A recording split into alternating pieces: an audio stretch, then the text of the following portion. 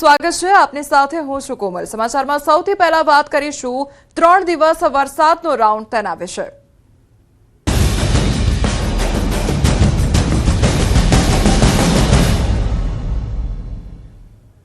માવઠાને લઈને હવામાન વિભાગ દ્વારા આગાહી કરવામાં આવી છે। આજથી 21 એપ્રિલ સુધી વરસાદની આગાહી કરવામાં આવી છે। તો વેસ્ટર્ન ડિસ્ટર્બન્સ અને સાયક્લોનિક સર્ક્યુલેશનની અસર રહેશે। આજે અમરેલી, ભાવનગર, નવસારી, વલસાડ, દાદરાનગર હવેલી, ડાંગ, તાપી, નર્મદા, છોટાઉદેપુર વરસાદની આગાહી કરવામાં આવી છે। તો આવતીકાલે 6 જિલ્લામાં માવઠાની આગાહી કરવામાં આવી છે।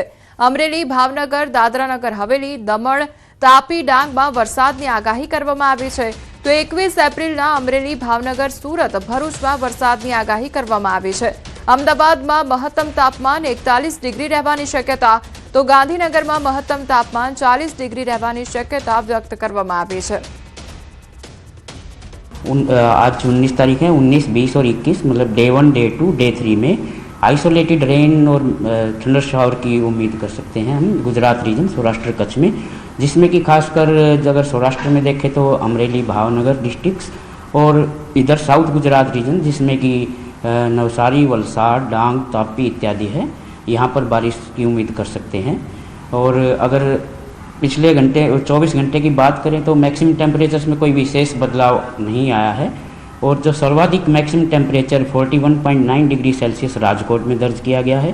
सेकंड हाईएस्ट अहमदाबाद का रहा है 41.8 डिग्री सेल्सियस।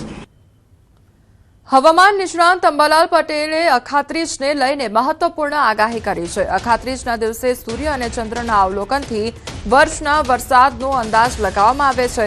પરંપરાગત રીતે કુંભકારના ચાકડા તેમજ પડછાયાનું માપ અને કૂવાના પાણીની સપાટી દ્વારા પણ ચોમાસાની સ્થિતિ જાણી શકાય છે। આ દિવસે પવનની દિશા પણ ખૂબ મહત્વની ગણાય છે। તો ઉત્તર તરફથી પવન આવે તો સારો વરસાદ થાય છે, જ્યારે દક્ષિણ કે અગ્નિ દિશાનો પવન નબળું વર્ષ કે દુકાળ સૂચવે છે।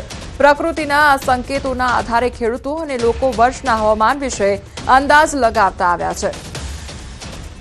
અખાત્રીજ જે છે એ સૂર્ય અને ચંદ્રની આથમતી વખતે એના અંતર જોવાનો પણ એક અંતર જોઈ અને ઋતુજન્ય બાબતોનો નિર્દેશ કરવાનો પણ એક આ તહેવાર છે। સૂર્યથી ચંદ્રમાં ઉત્તર તરફ હોય તો ચોમાસું સારું આવવાના સંકેતરૂપ છે।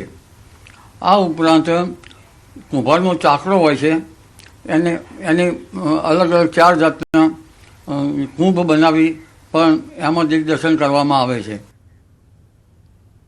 અખાત્રીજના પવિત્ર દિવસે જામનગર જિલ્લાના જોડિયા પંથકમાં પરંપરાગત રીતે વરસાદના વર્તારો જોવામાં આવતો હોય છે। ત્યારે લીંબુડા ગામમાં વડીલો અને યુવાનો બપોરે સૂર્ય મધ્યમાં પહોંચતા પડછાયો માપી આગામી વર્ષના વરસાદનું અનુમાન લગાવ્યું। આશરે 7 ઇંચ પડછાયો નોંધાતા ગણતરી મુજબ આશરે 49 ઇંચ વરસાદ થવાની ધારણા વ્યક્ત કરવામાં આવી છે। વર્ષોથી ચાલી આવતી આ પરંપરા આજે પણ યથાવત રહી છે અને સારા વરસાદની આશા પણ વ્યક્ત કરવામાં આવી છે। જોડિયા પંથકમાં આવેલા લીંબુડા ગામે વડીલો અને યુવાનો છે તે વર્ષનો વર્તારો નક્કી કરી રહ્યા છે। અખાત્રીજના દિવસે મધ્યાંતરમાં જે પ્રકારના દ્રશ્ય આપ જોઈ રહ્યા છો, સળીઓ ખૂંચાડી અને ખાસ ટેપથી છે તેનો પડછાયો માપવામાં આવી રહ્યો છે।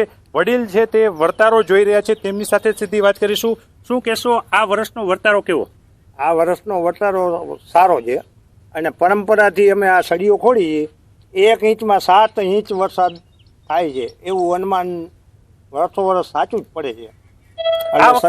આ વખતે કેટલો પડછાયો પડ્યો છે? 7 ઇંચનો પડ્યો એટલે હતી 49 ઇંચનો અંદાજ છે। અમારા માન્યતા મુજબ તો અમે દર વર્ષે આ કરીએ છીએ અને દર વર્ષે અમારા અનુભવ પ્રમાણે વર્ષ સારું જ આવે છે અને અત્યારે સારું થશે એવો અમારો અંદાજ છે।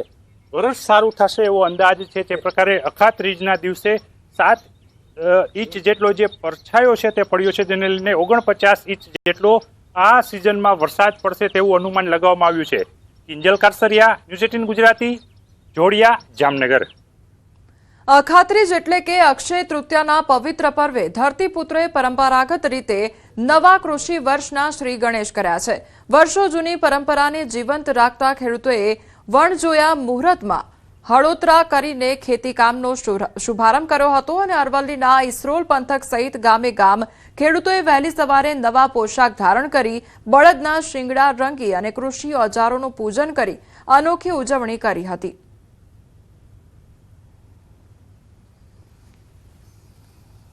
ખાતેના દિવસ એટલે પવિત્ર દિવસ ખેડૂતો માટે, અને મેં પરમ પૂજ્યનીય દાદાજીએ એક પ્રયોગ આપ્યો, કૃષિનો યોગેશ્વર કૃષિનો પ્રયોગ. અને એ પ્રયોગ એટલે કે જે ખેડૂતની આવડત છે એ આપણે ભગવાનના ચરણે ધરીએ. એટલે જે યોગેશ્વર કૃષિનો પ્રયોગ સ્નેહનું મિલન, એટલે એકબીજા જોડે પ્રેમ ઊભો થાય. એટલા માટે એક ખેતર ભગવાનનું હોય અને એ ખેતરમાં બધા ગામના ભાઈઓ બધા ભેગા થઈ અને પૂજન કરે છે. અને એ ખેતર ભગવાનનું ખેતર હોય, એ ખેતરનું પૂજન કરી અને બધી પોતાની જે આવડત હોય એ પ્રભુના ચરણે ધરવાની. આ અખાત્રીનો દિવસ ખેડૂત માટે બહુ મહત્વનો હોય છે.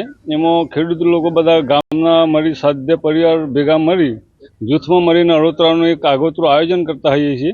એમાં સાત ધાન્યને ભેગા કરીને ધરતી માતાને પૂજન કરી અને એમાં ધરતી માતાને અર્પણ કરીએ છીએ કે આવનારું વર્ષ અમારા માટે શુભદાય લાભદાય રહે અને સારું નીવડે એવી ભગવાનને અમે પ્રાર્થના કરીએ છીએ.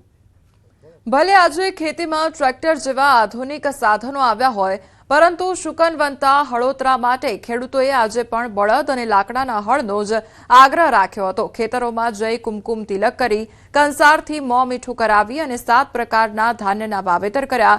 સાથે ખેડૂતોએ આગામી વર્ષ સારું જાય અને કુદરત મહેરબાન રહે તેવી પણ પ્રાર્થના કરી.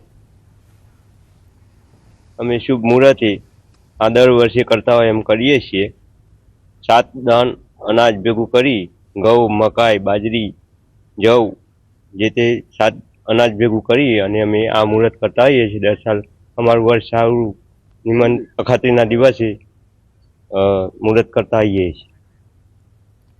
કેરી રસિયાઓ માટે આ દ્રશ્યો અત્યંત ખાસ છે. તાલાળા મેંગો માર્કેટમાં આજે વિધિવત રીતે ગીરની શાન ગણાતી કેસર કેરીની હરાજીનો વિધિવત રીતે પ્રારંભ થયો છે. હરાજીના પ્રારંભિક દિવસે જ કેસર કેરીના ભાવમાં સારો ઉછાળો જોવા મળ્યો હતો. બજારમાં 10 કિલોના એક બોક્સના સરેરાશ ભાવ 600 રૂપિયાથી લઈને 1400 રૂપિયા સુધી બોલાયા હતા. જો કે ગુણવત્તા, કદ અને માંગ પ્રમાણે ભાવમાં ફરક જોવા મળ્યો હતો. વેપારીઓના જણાવ્યા મુજબ આ શરૂઆતના ભાવોને જોતા આ વર્ષે ખેડૂતોને સારી આવક મળવાની આશા વ્યક્ત કરવામાં આવી રહી છે. બીજી તરફ તાલાળા મેંગો માર્કેટ ચેરમેનના જણાવ્યા મુજબ કેરીની સિઝન લાંબી ચાલશે અને ગત વર્ષની સરખામણીએ આ વર્ષે કેસર કેરીની આવક વધુ રહેવાની સંભાવના છે અને સિઝન લાંબી ચાલવાની શક્યતા પણ વ્યક્ત કરવામાં આવી છે. તો કેરીની આવક તબક્કાવાર બજારમાં આવશે અને સિઝન અંદાજે 1.5 મહિના સુધી લંબાઈ શકે છે. આ પરિસ્થિતિ ખેડૂતો માટે લાભદાયી સાબિત થઈ શકે છે. આમ તાલાળા ગીરની કેસર કેરીની હરાજી માત્ર વેપાર માટે જ નહીં, પરંતુ સામાજિક રીતે, આર્થિક રીતે પણ મહત્વપૂર્ણ બની રહી છે. હવે આવનારા દિવસોમાં બજારના ભાવ, આવક અને માંગ પર સૌની નજર રહેશે. આજના ભાવ 600 થી 1400 સુધીના ભાવ છે. કેરી બહુ સારી છે. કેરી ડાઉન નહીં થાય, બજાર ડાઉન થાય. કેરી આવતે જરાક મીડિયમ 3 ફાલના છે. પહેલો ફાલ અમારે ચાલુ થાય, 15 તો પછી બીજો ફાલ થાય, ત્રીજો પછી મહિનાથી પછી ત્રીજો ફાલ ચાલુ થાય. કેસર દોઢમાં તો ઓછામાં ઓછું ચાલવાની જ છે.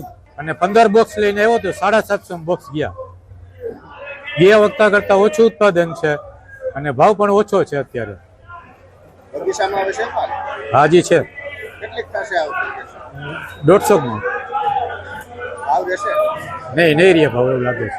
ગઈ સાલ કરતા પણ વધારે થોડીક 10 દિવસો વધારે હાલે તો નવાઈની વાત નથી. કારણ કે પેલો તબક્કો 25% જેવું ઉત્પાદન છે, વચ્ચેનો તબક્કો છે એમાં ખૂબ નાનું, ટૂંકમાં ઓછું ઉત્પાદન છે, અને પાછળનો જે ત્રીજો તબક્કો છે જે અત્યારે ખાખડીમાં કેરી છે કહી શકાય, તો એ કેરી ખૂબ પાછળ 6ઠા મહિનાની આજુબાજુ બજારમાં આવવાના ટૂંકમાં અનુમાન છે.